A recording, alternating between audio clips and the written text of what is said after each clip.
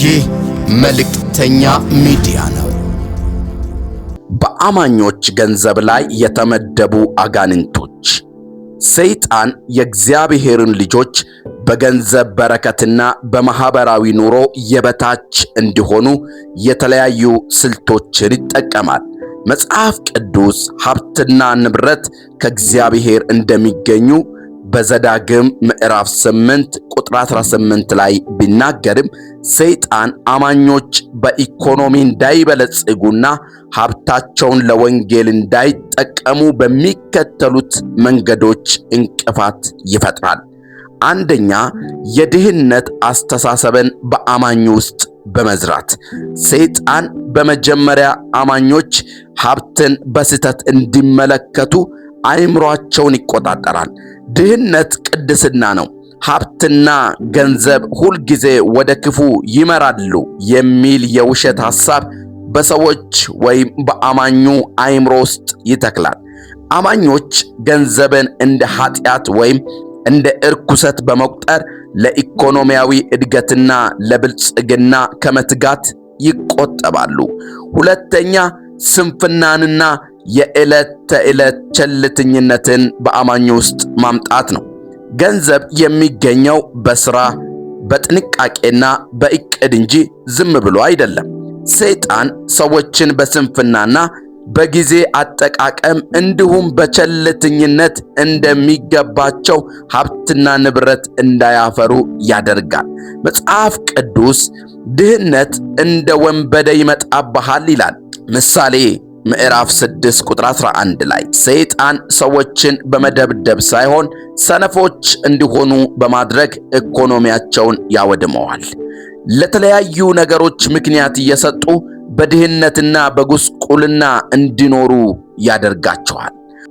አንዳንድ ጊዜ ገንዘብ ወደ አማኞች እጅ ቢገባም ሰይጣን ያንን ሀብት እንዳይቆጥቡ የተለያዩ ቀዳዳዎችን በመፍጠርና ትርጉም ባላቸው ነገሮች ላይ እንዳያውሉት ይቆጣጠራል። ባልተገባ ፍጆታ፣ በግድየለሽነት ወጪዎች እና ትርፋማ ባልሆኑ ነገሮች ላይ ገንዘብ እንዲበትኑ ያደርጋል።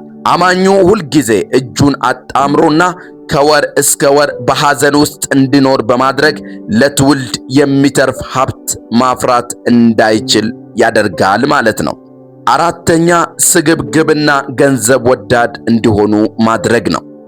ሰይጣን ሌላው የሚጠቀምበት ወጥመድ ሰዎች በገንዘብ ፍቅር ማሰር ነው። ገንዘብን ከእግዚአብሔር አስበልጦ እንዲወዱና ለማግኘትም በሐሰተኛ መንገዶች በማጭበርበር በጉቦና በሌብነት ገንዘብን በቀላሉ እንዲያገኙ ያደርጋል። መጽሐፍ ቅዱስ የክፉ ነገር ሁሉ ስር የገንዘብ ፍቅር ነውና ይላል በአንደኛ ጢሞቴዎስ ምዕራፍ 6 ቁጥር 10 ላይ። አማኞች ገንዘብ ላይ ትኩረት በማድረግ ከእግዚአብሔር እንዲርቁ የበረከታቸውን ቧንቧ ይዘጋዋል። አምስተኛ፣ ባለማወቅና በትዕቢት ለእግዚአብሔር የሚገባውን አስራትና በኩራት እንዲከለክሉ ማድረግ ነው። በመንፈሳዊ ዓለም ውስጥ የእግዚአብሔርን ሕግጋት መጣስ የጠላት መግቢያ በር ይከፍታል። አማኞች ገንዘባቸውን ሁሉ የራሳቸው ብቻ አድርገው እንዲያስቡ በማድረግ የእግዚአብሔርን ድርሻ አስራትና መባቸውን በኩራታቸውን እንዳይሰጡ ያደርጋል። መጽሐፍ ቅዱስ ላይ ትንቢተ ሚልክያስ ምዕራፍ 3 ከቁጥር 8 ጀምሮ እንደዚህ ይላል፣ ሰው እግዚአብሔርን ይሰርቃልን? እናንተ ግን እኔን ሰርቃችኋል። እናንተም የሰረቅን በምንድን ነው ብላችኋል፣ በአስራትና በበኩራት ነው። እናንተ ይህ ሕዝብ ሁሉ እኔን ሰርቃችኋልና በእርግማን እርጉሞች ናችሁ። በቤቴ ውስጥ መብል እንዲሆን አስራቱን ሁሉ ወደ ጎተራ አግቡ። የሰማይንም መስኮት ባልከፍትላችሁ፣ በረከትንም አትረፍርፌ ባላፈስላችሁ በዚህ ፈትኑኝ ይላል የሰራዊት ጌታ እግዚአብሔር። ስለ እናንተ ነቀዙን እገሥጻለሁ፣ የምድራችሁንም ፍሬ አያጠፋም፣ በእርሻችሁም ያለው ወይን ፍሬውን አያራግፍም ይላል የሰራዊት ጌታ እግዚአብሔር እንደሚል የእግዚአብሔርን ትእዛዝ ስጥሱ፣ የበረከት መስኮት ይዘጋል። ስድስተኛ፣ ሰይጣን በአማኙ ውስጥ የሚያደርጋቸው ነገሮች መካከል አማኙን ከመለኮታዊ ምሪትና ዓላማ ማውጣት ነው። የእግዚአብሔር አቅርቦት ሁልጊዜ ከዓላማ ጋር የተቆራኘ ነው። አቅርቦት የሚገኘው ራእይ ባለበት ቦታ ነው። ሰይጣን አማኞችን እግዚአብሔር ከጠራቸው መስክ፣ ሥራ ወይም ቦታ እንዲወጡ ያደርጋል። ትርፋማ የሚመስሉ ነገር ግን የእግዚአብሔር ፈቃድ የሌለባቸውን መንገዶች ያሳያቸዋል።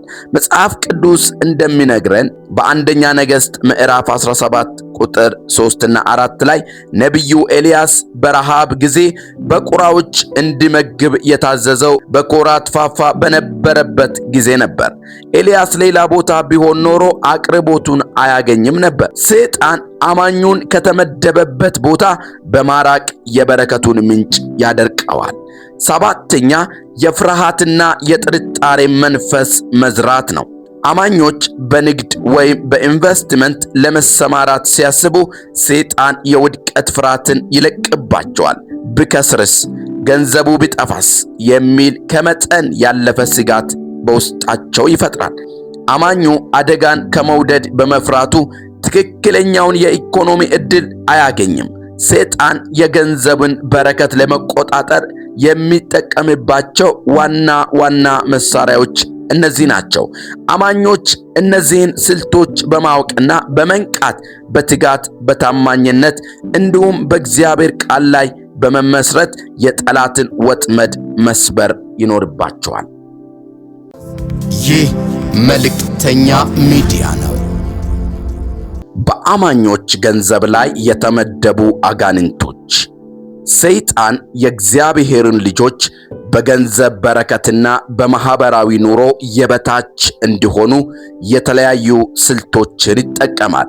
መጽሐፍ ቅዱስ ሀብትና ንብረት ከእግዚአብሔር እንደሚገኙ በዘዳግም ምዕራፍ 8 ቁጥር 18 ላይ ቢናገርም ሰይጣን አማኞች በኢኮኖሚ እንዳይበለጽጉና ሀብታቸውን ለወንጌል እንዳይጠቀሙ በሚከተሉት መንገዶች እንቅፋት ይፈጥራል። አንደኛ፣ የድህነት አስተሳሰብን በአማኙ ውስጥ በመዝራት። ሰይጣን በመጀመሪያ አማኞች ሀብትን በስህተት እንዲመለከቱ አእምሯቸውን ይቆጣጠራል። ድህነት ቅድስና ነው፣ ሀብትና ገንዘብ ሁልጊዜ ወደ ክፉ ይመራሉ የሚል የውሸት ሐሳብ በሰዎች ወይም በአማኙ አእምሮ ውስጥ ይተክላል። አማኞች ገንዘብን እንደ ኃጢአት ወይም እንደ እርኩሰት በመቁጠር ለኢኮኖሚያዊ እድገትና ለብልጽግና ከመትጋት ይቆጠባሉ። ሁለተኛ፣ ስንፍናንና የዕለት ተዕለት ቸልተኝነትን በአማኙ ውስጥ ማምጣት ነው። ገንዘብ የሚገኘው በሥራ በጥንቃቄና በዕቅድ እንጂ ዝም ብሎ አይደለም። ሰይጣን ሰዎችን በስንፍናና በጊዜ አጠቃቀም እንዲሁም በቸልተኝነት እንደሚገባቸው ሀብትና ንብረት እንዳያፈሩ ያደርጋል። መጽሐፍ ቅዱስ ድህነት እንደ ወንበዴ ይመጣብሃል ይላል። ምሳሌ ምዕራፍ 6 ቁጥር 11 ላይ ሰይጣን ሰዎችን በመደብደብ ሳይሆን ሰነፎች እንዲሆኑ በማድረግ ኢኮኖሚያቸውን ያወድመዋል። ለተለያዩ ነገሮች ምክንያት እየሰጡ በድህነትና በጉስቁልና እንዲኖሩ ያደርጋቸዋል። አንዳንድ ጊዜ ገንዘብ ወደ አማኞች እጅ ቢገባም ሰይጣን ያንን ሀብት እንዳይቆጥቡ የተለያዩ ቀዳዳዎችን በመፍጠርና ትርጉም ባላቸው ነገሮች ላይ እንዳያውሉት ይቆጣጠራል። ባልተገባ ፍጆታ፣ በግድየለሽነት ወጪዎች እና ትርፋማ ባልሆኑ ነገሮች ላይ ገንዘብ እንዲበትኑ ያደርጋል። አማኙ ሁልጊዜ እጁን አጣምሮና ከወር እስከ ወር በሐዘን ውስጥ እንዲኖር በማድረግ ለትውልድ የሚተርፍ ሀብት ማፍራት እንዳይችል ያደርጋል ማለት ነው። አራተኛ፣ ስግብግብና ገንዘብ ወዳድ እንዲሆኑ ማድረግ ነው። ሰይጣን ሌላው የሚጠቀምበት ወጥመድ ሰዎች በገንዘብ ፍቅር ማሰር ነው።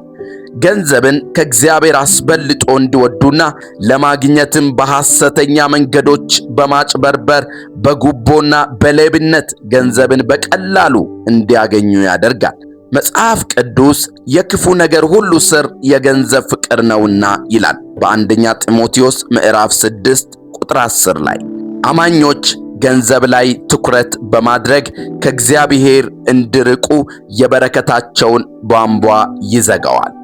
አምስተኛ ባለማወቅና በትዕቢት ለእግዚአብሔር የሚገባውን አስራትና በኩራት እንዲከለክሉ ማድረግ ነው። በመንፈሳዊ ዓለም ውስጥ የእግዚአብሔርን ሕግጋት መጣስ የጠላት መግቢያ በር ይከፍታል። አማኞች ገንዘባቸውን ሁሉ የራሳቸው ብቻ አድርገው እንዲያስቡ በማድረግ የእግዚአብሔርን ድርሻ አስራትና መባቸውን በኩራታቸውን እንዳይሰጡ ያደርጋል። መጽሐፍ ቅዱስ ላይ ትንቢተ ሚልክያስ ምዕራፍ 3 ከቁጥር 8 ጀምሮ እንደዚህ ይላል፣ ሰው እግዚአብሔርን ይሰርቃልን? እናንተ ግን እኔን ሰርቃችኋል። እናንተም የሰረቅን በምንድን ነው ብላችኋል፣ በአስራትና በበኩራት ነው። እናንተ ይህ ሕዝብ ሁሉ እኔን ሰርቃችኋልና በእርግማን እርጉሞች ናችሁ። በቤቴ ውስጥ መብል እንዲሆን አስራቱን ሁሉ ወደ ጎተራ አግቡ። የሰማይንም መስኮት ባልከፍትላችሁ በረከትንም አትረፍርፌ ባላፈስላችሁ በዚህ ፈትኑኝ ይላል የሰራዊት ጌታ እግዚአብሔር። ስለ እናንተ ነቀዙን እገሥጻለሁ፣ የምድራችሁንም ፍሬ አያጠፋም። በእርሻችሁም ያለው ወይን ፍሬውን አያራግፍም ይላል የሰራዊት ጌታ እግዚአብሔር እንደሚል የእግዚአብሔርን ትእዛዝ ስጥሱ የበረከት መስኮት ይዘጋል። ስድስተኛ ሰይጣን በአማኙ ውስጥ የሚያደርጋቸው ነገሮች መካከል አማኙን ከመለኮታዊ ምሪትና ዓላማ ማውጣት ነው። የእግዚአብሔር አቅርቦት ሁልጊዜ ከዓላማ ጋር የተቆራኘ ነው። አቅርቦት የሚገኘው ራእይ ባለበት ቦታ ነው። ሰይጣን አማኞችን እግዚአብሔር ከጠራቸው መስክ፣ ሥራ ወይም ቦታ እንዲወጡ ያደርጋል። ትርፋማ የሚመስሉ ነገር ግን የእግዚአብሔር ፈቃድ የሌለባቸውን መንገዶች ያሳያቸዋል። መጽሐፍ ቅዱስ እንደሚነግረን በአንደኛ ነገሥት ምዕራፍ 17 ቁጥር 3 እና 4 ላይ ነቢዩ ኤልያስ በረሃብ ጊዜ በቁራዎች እንዲመግብ የታዘዘው በኮራት ፋፋ በነበረበት ጊዜ ነበር። ኤልያስ ሌላ ቦታ ቢሆን ኖሮ አቅርቦቱን አያገኝም ነበር። ሰይጣን አማኙን ከተመደበበት ቦታ በማራቅ የበረከቱን ምንጭ ያደርቀዋል። ሰባተኛ የፍርሃትና የጥርጣሬ መንፈስ መዝራት ነው። አማኞች በንግድ ወይም በኢንቨስትመንት ለመሰማራት ሲያስቡ ሰይጣን የውድቀት ፍርሃትን ይለቅባቸዋል። ብከስርስ፣ ገንዘቡ ቢጠፋስ የሚል ከመጠን ያለፈ ስጋት በውስጣቸው ይፈጥራል።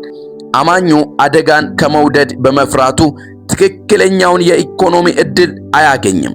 ሰይጣን የገንዘብን በረከት ለመቆጣጠር የሚጠቀምባቸው ዋና ዋና መሳሪያዎች እነዚህ ናቸው። አማኞች እነዚህን ስልቶች በማወቅና በመንቃት በትጋት በታማኝነት እንዲሁም በእግዚአብሔር ቃል ላይ በመመስረት የጠላትን ወጥመድ መስበር ይኖርባቸዋል።